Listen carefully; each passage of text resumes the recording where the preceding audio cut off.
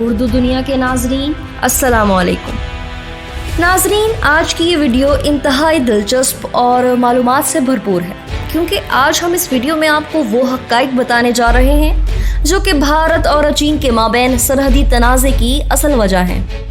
106 سالہ اس لڑائی میں کس نے کہاں کہاں غلطی کی اور کس نے کس کو زیر کیا، اور دنیا کی چھت کہلانے والا تبت کیا واقعی چین کا حصہ ہے؟ آپ یہ بھی جانیں گے کہ ہندی چینی بھائی بھائی کا نعرہ کیوں ختم ہو گیا، بھارتی کیوں نہرو اور چین کے معاہدے کو تاریخی غلطی سمجھتے ہیں، 1962 کی چین بھارت جنگ سے قبل جواہر لال نہرو کس غلط فہمی کا شکار تھے، واجپئی نے کیوں تبت کو چین کا حصہ تسلیم کیا۔ ویڈیو میں یہ بھی بتائیں گے کہ اکسائچن جیسے سنسان ترین علاقے بھارت اور چین کے لیے خاص کیوں ہیں۔ تمام تفصیلات جاننے کے لیے ویڈیو کو آخر تک ضرور دیکھیں۔ ناظرین، ویڈیو میں آگے بڑھنے سے پہلے اگر آپ نے ہمارے چینل اردو دنیا کو سبسکرائب نہیں کیا تو ابھی سبسکرائب کریں اور بیل آئیکن کو بھی کلک کریں، اور ویڈیو کو واٹس ایپ یا فیس بک گروپس میں بھی شیئر کر دیں۔ ناظرین، بھارت اور چین کے مابین سرحدی تنازع اشروں پرانا ہے۔ یہ تنازع مغرب میں لداخ سے لے کر مشرق کی طرف ڈوکلام، نتھولا اور ریاست اروناچل پردیش کی وادی توانگ تک پھیلا ہوا ہے۔ یہ تنازع بھارت کو ورثے میں ملا اور بھارت کی آزادی سے قبل تبت سے شروع ہوا۔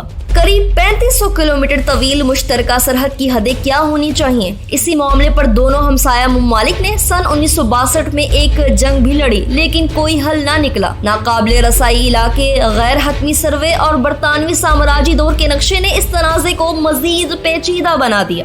کوہ ہمالیہ کے سلسلے کے پار بھارت کے شمال مشرقی حصے کی جانب لداخ کے شمال مشرق میں ایک خطے کا نام اکسائچن ہے۔ اس کا رقبہ 35,000 مربع کلومیٹر ہے۔ یہ خطہ اس وقت چین کے زیر انتظام ہے۔ چین کا کہنا ہے کہ یہ خطہ چین کے خود مختار صوبے سنکیانگ کا حصہ ہے، جبکہ بھارت اسے اپنے زیر انتظام لداخ کی یونین ٹیریٹری کا حصہ قرار دیتا ہے۔ لداخ اور اکسائچن کے ساتھ ہی ایک اور متنازع خطہ ہے جس کا نام دسپانگ میدان ہے، اور اس پر چین نے 1962 کی جنگ کے دوران قبضہ کیا تھا۔ اس میدان کے بقیہ حصے پر بھارت کا کنٹرول ہے۔ اسی طرح لداخ میں دمچوک اور چومار بھی متنازع علاقے ہیں جن پر دونوں ملکوں کا دعویٰ ہے۔ بھارت کی ریاست ہماچل پردیش میں چین کی سرحد پر 2 اور متنازع علاقے ہیں، جن میں سے ایک کا نام کورک شپکی ہے جبکہ دوسرے کا نام کنور ہے۔ دنیا کی 2 بڑی طاقتوں کے درمیان سرحد پر کشیدگی ان کے اپنے اور پوری دنیا کے لیے تشویش کا باعث ہے۔ ناظرین، بھارت اور چین کا یہ تنازع اب سے 106 برس یعنی کہ 1914 میں تبت سے شروع ہوا۔ تبت اور برٹش انڈیا کے درمیان شمال مشرقی ہندوستان اور جنوبی تبت کی سرحدی حد بندی کا معاہدہ میک موہن لائن کے نام سے ہوا۔ یہ علاقہ اب اروناچل پردیش کے نام سے جانا جاتا ہے۔ چین نے اس معاہدے کو مسترد کر دیا کیونکہ چین ہمیشہ ہی اروناچل پردیش کے توانگ علاقے پر نظر رکھے ہوئے ہے اور اسے متنازع علاقہ قرار دیتا ہے۔ چین توانگ کو تبت کا حصہ تصور کرتا ہے اور کہتا ہے کہ توانگ اور تبت کے درمیان بہت زیادہ ثقافتی مماثلت پائی جاتی ہے۔ توانگ بدھ مت کے پیروکاروں کے لیے بھی ایک مقدس درگاہ ہے۔ ناظرین، تبت کو دنیا کی چھت کہا جاتا ہے اور اس کی تاریخ بہت ہنگامہ خیز رہی ہے۔ کبھی یہ ایک آزاد ریاست کے طور پر قائم رہی، کبھی منگولیا اور کبھی چین کے طاقتور حکمرانوں نے اس پر حکومت کی۔ سن 1950 میں چین نے تبت پر قبضہ کرنے کے لیے ہزاروں فوجی اس علاقے میں بھیجے۔ تبت کے کچھ علاقوں کو خود مختار علاقوں میں تبدیل کر دیا گیا اور باقی علاقوں کو اس سے ملحق چینی صوبوں کے ساتھ ملا دیا گیا۔ ناظرین، تبت بھارت اور چین کے درمیان تنازع کی پہلی اور سب سے دیرینہ وجہ ہے۔ چین نے 1951 میں تبت کا کنٹرول سنبھال لیا تھا، جبکہ بھارت کا دعویٰ تھا کہ 1938 میں برطانوی راج کے دوران کھینچی گئی میک موہن لائن سرحد کے مطابق اروناچل پردیش بھارت کا حصہ ہے۔ اس وقت بھارت تبت کو آزاد ریاست ہی سمجھتا تھا۔ پھر 1954 میں بھارتی وزیر اعظم جواہر لال نہرو نے تبت کو ایک معاہدے کے تحت چین کا حصہ تسلیم کر لیا۔ بھارتی نہرو کے اس فیصلے کو آج تک تاریخی غلطی سمجھتے ہیں۔ یہ وہ وقت تھا جب بھارت اور چین کے مابین تعلقات اتنے خوشگوار تھے کہ ہندی چینی بھائی بھائی کا نعرہ ہر زبان پر گونجتا تھا، اور عوامی جمہوریہ چین سیٹو اور سینٹو جیسے فوجی معاہدوں میں شمولیت کے سبب پاکستان کو مغرب کی کٹ پتلی کے طور پر شبہ سے دیکھتا تھا۔ اس دوران نہرو کے ساتھ چینی قیادت کی نسبتاً آسانی سے نپتی رہی کیونکہ برصغیر کی آزادی کی تحریک میں نہرو کے کردار اور سوشلسٹ نظریات کے سبب چینی اور روسی کامریڈ نہرو کو اعتماد کا آدمی سمجھتے تھے۔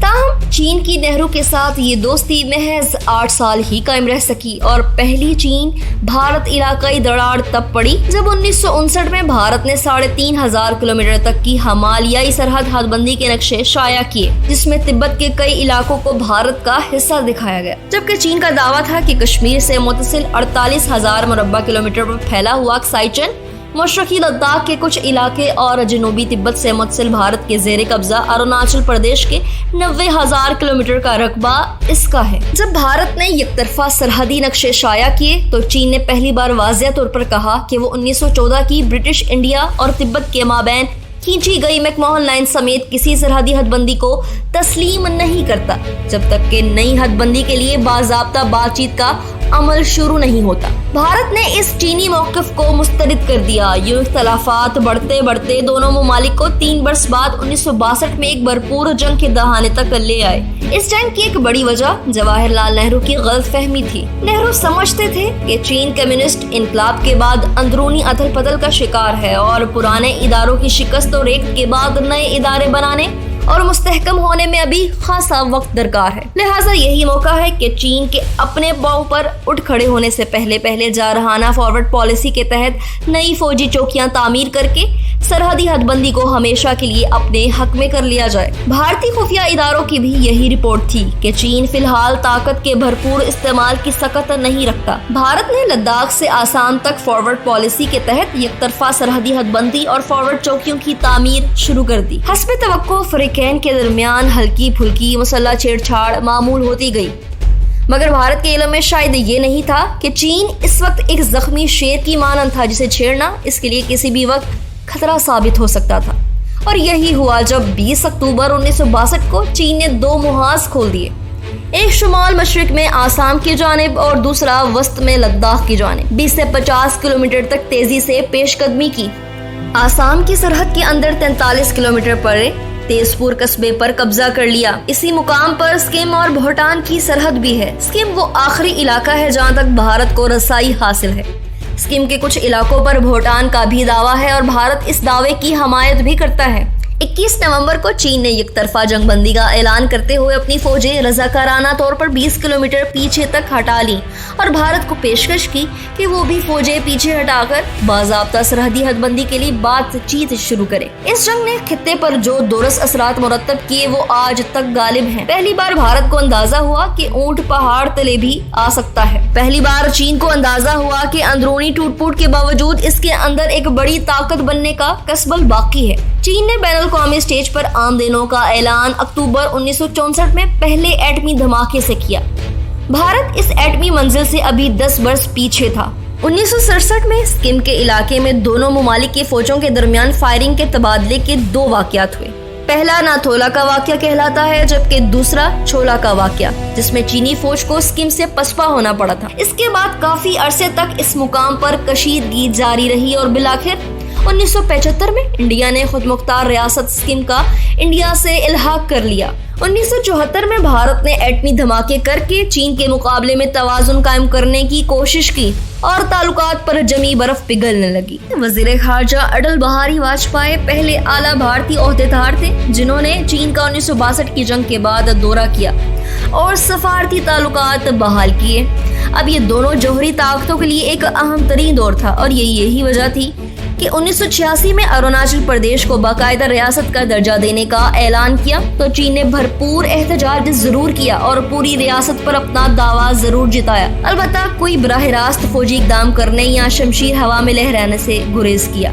1996 میں تنازعات کو حل کرنے کے لیے طریقہ کار وضع کیا گیا تھا جس میں اعتماد سازی اقدامات اور ایک باہمی متفق بھارت چین سرحد شامل ہیں۔ چین اور بھارت کے تعلقات میں اٹل بہاری واجپئی کا ہمیشہ سے بہت کردار رہا ہے۔ وزیر اعظم بننے سے پہلے واجپئی تبت کو ایک آزاد ملک کے طور پر دیکھتے تھے، مگر وزیر اعظم بننے کے بعد واجپئی نے تبت کو باقاعدہ طور پر چین کا حصہ تسلیم کر کے سب کو حیران کر دیا۔ واجپئی اور جاننگ جیامن کے مذاکرات کے بعد چین نے بھی بھارت کے ساتھ سکم کے راستے تجارت کی شرط قبول کر لی تھی۔ تب اس قدم کو یوں دیکھا گیا کہ چین نے بھی سکم کو بھارت کے علاقے کے طور پر تسلیم کر لیا ہے۔ ایک بھارتی تاریخدان نے واجپئی کے اس اقدام کو نہرو کی طرح اسٹریٹجک غلطی قرار دیا اور کہا ہم نے بہت جلد بازی میں ایسا کیا، ہمیں تبت کو ہاتھ سے جانے نہیں دینا چاہیے تھا، ہمیں شروع ہی سے ایک موقف پر قائم رہنا چاہیے تھا، ہمیں بالکل صاف کہنا چاہیے تھا کہ چین نے تبت پر غیر قانونی قبضہ کر رکھا ہے اور یہ قبول نہیں کیا جائے گا۔ بھارتی تاریخدان کے مطابق واجپئی نے اس وقت تبت پر سکم کو ترجیح دی۔ جب ہم نے تبت کو اس کا حصہ مانا تو اس نے بھی سکم کو بھارت کا حصہ مان لیا۔ ناظرین، اگر ہم بات کریں اکسائی چن کی تو چین اور بھارت کی سرحدی لڑائی میں یہ دوسرا اہم علاقہ ہے جو کہ بلا شبہ دنیا کے سنسان ترین علاقوں میں سے ایک ہے اور اسے دنیا برف کا صحرا بھی کہتی ہے۔ چین، پاکستان اور بھارت کی سرحد پر واقع یہ علاقہ چین کے زیر انتظام ہے جبکہ بھارت اس پر اپنا دعویٰ رکھتا ہے۔ جغرافیائی طور پر یہ علاقہ سطح مرتفع تبت کا حصہ ہے۔ ہمالیہ اور دیگر پہاڑی سلسلوں کے باعث علاقے میں آبادی بہت کم ہے۔